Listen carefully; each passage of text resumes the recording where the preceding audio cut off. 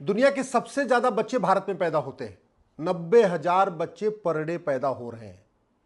चीन, जिसका क्षेत्रफल हमसे 3 गुना ज्यादा है, वहां पर डे 45,000 बच्चे पैदा हो रहे हैं, जबकि भारत, जिसका क्षेत्रफल चीन का 1/3 है, पर डे 90,000 बच्चे पैदा हो रहे हैं। इसका मतलब 2024 में लगभग 3.25 करोड़ बच्चे पैदा हो गए।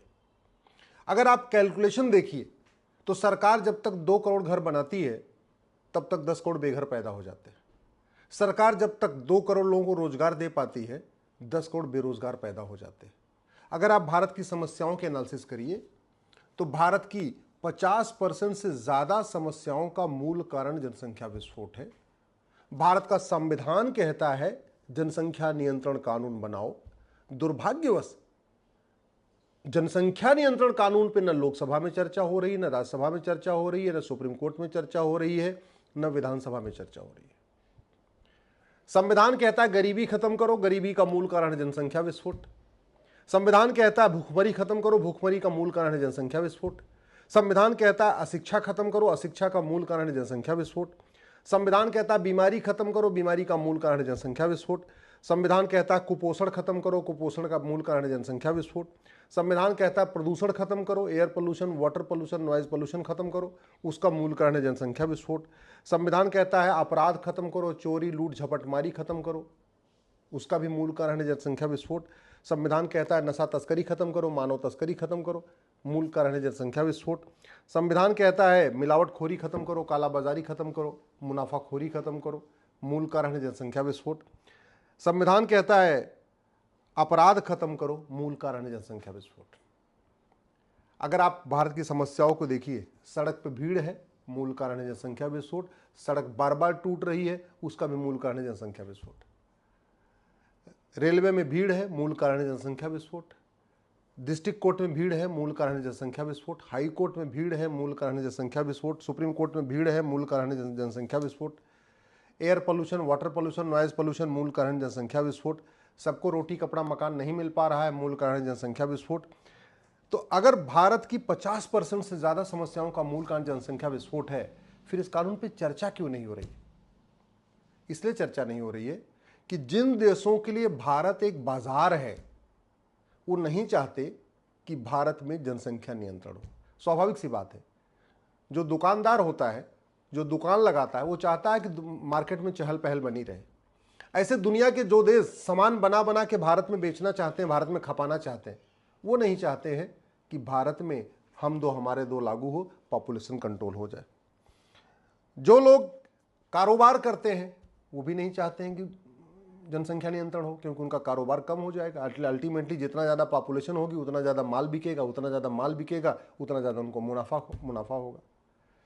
जो भारत को कमज़ोर देखना चाहते हैं वो भी नहीं चाहते जनसंख्या नियंत्रण कानून बने।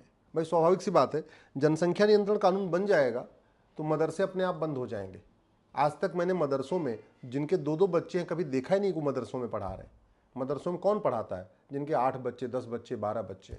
जो ज़्यादा गरीब हैं वही मदरसों में पढ़ाते हैं। तो गरीबी का मूल कारण जनसंख्या विस्फोट, और मदरसों में बच्चों को जाने का मूल कारण भी जनसंख्या विस्फोट। अब चूंकि जब गरीबी बढ़ेगी, बच्चे ज़्यादा होंगे, मदरसे में जाएंगे, वहाँ जिहाद सीखेंगे, तो उसमें जो हथियार बनाने वाली कंपनियां, उनको बहुत फ़ायदा है।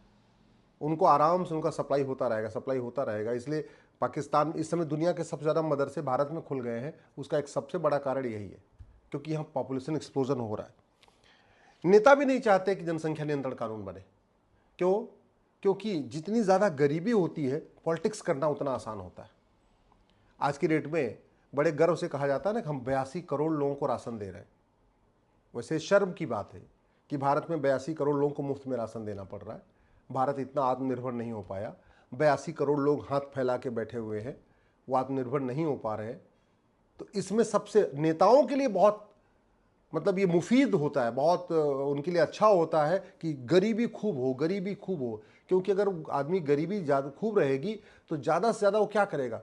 चावल मांगेगा, दाल मांगेगा, राशन मांगेगा, या 500 रुपये महीने में बेरोजगारी भत्ता मांग लेगा। अगर वो पढ़ लिख लेगा तो सवाल जवाब करेगा, शुरू कर देगा। और यही हो रहा है भारत में। हर चुनाव के पहले लोन माफ़ करना, चावल का वादा, दाल का वादा, गेहूं का वादा, 500 रुपये का वादा, 1000 रुपये का वादा, मुफ्त में गैस सिलेंडर का वादा। तो ये जो मुफ्तखोरी वाला कारोबार चल रहा है, इसका सबसे बड़ा कारण है जनसंख्या विस्फोट। भाई जो आदमी पढ़ लिख लेगा, सक्षम हो जाएगा, वो थोड़ी करेगा कि वो चाहे नहीं चाहेगा। तो ये जनसंख्या विस्फोट अपने आप में एक आपदा है, लेकिन इस आपदा में अवसर भी है। अवसर कैसे है? जितना ज़्यादा जनसंख्या विस्फोट होगा उतनी बीमारी पैदा होगी, और उतनी बीमारी पैदा होगी तो फार्मा कंपनियों का प्रोडक्शन उतना ही बढ़ेगा। तो फार्मा कंपनियां भी नहीं चाहती हैं कि भारत में हम दो हमारे दो लागू हो, क्योंकि जितनी बीमारी होती रहेगी उनका दवाइयों का कारोबार उतना बढ़ता जाएगा। गरीबी जितनी बढ़ती जाएगी, नेताओं का कारोबार बढ़ता जाएगा। सड़क जितना बार बार टूटेगा, सड़क माफियाओं को बार बार टेंडर मिलेगा। तो ये जो आपदा है ना, ये अपने आप में एक अच्छी इकोनॉमी है। इसमें सबको विन विन सिचुएशन मिल रही है। नेताओं को विन विन क्या है कि भैया ठीक है, आराम से उनको चुनाव के पहले बस 1000-2000 रुपए देने का वादा करना, चुनाव जीत लेना है। कोर्ट में वकीलों को क्या फायदा है? जितना ज़्यादा पॉपुलेशन होगी उतना मारधाड़ होगी, उतना ज़्यादा अपराध बढ़ेगा, उतना अपराध बढ़ेगा तो उतना ज़्यादा केस आएगा। तो वकीलों के लिए भी अच्छा है, इसी बहाने चलो ठीक है, बढ़िया, उनका कोर्ट में मुकदमों की संख्या बढ़ रही है।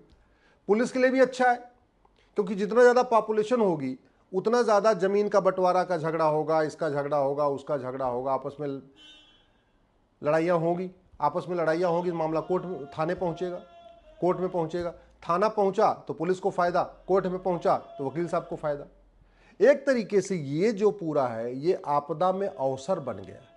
दुर्भाग्यवश लोग अपने स्वार्थ के चक्कर में भारत के इस सबसे गंभीर विषय पे चर्चा ही नहीं कर रहे। हर व्यक्ति को सोच रहा है कि यार अच्छा है ये तो, मतलब अच्छा इसमें ये भी है, जितना ज़्यादा गरीबी, भूखमरी, कुपोषण, प्रदूषण होगा उतना बजट बढ़ेगा, उतना बजट बढ़ेगा तो उतना कमीशन बढ़ेगा। जैसे जनसंख्या बढ़ेगी तो हॉस्पिटल ज़्यादा बनाना पड़ेगा, और एक कोई भी हॉस्पिटल बनता है 20% कमीशन होता ही होता है। हॉस्पिटल बन जाएगा, उसमें दवाइयाँ खूब आएंगी, क्योंकि जनसंख्या बढ़ी है तो लोग बीमार खूब हो रहे हैं। अब जब दवाइयाँ आएंगी तो दवाइयाँ की खरीद फरोख्त पे 20% कमीशन आ जाएगा। जनसंख्या बढ़ेगी तो सरकारी स्कूल तो इतने बन नहीं पाएंगे, प्राइवेट स्कूल बनेंगे।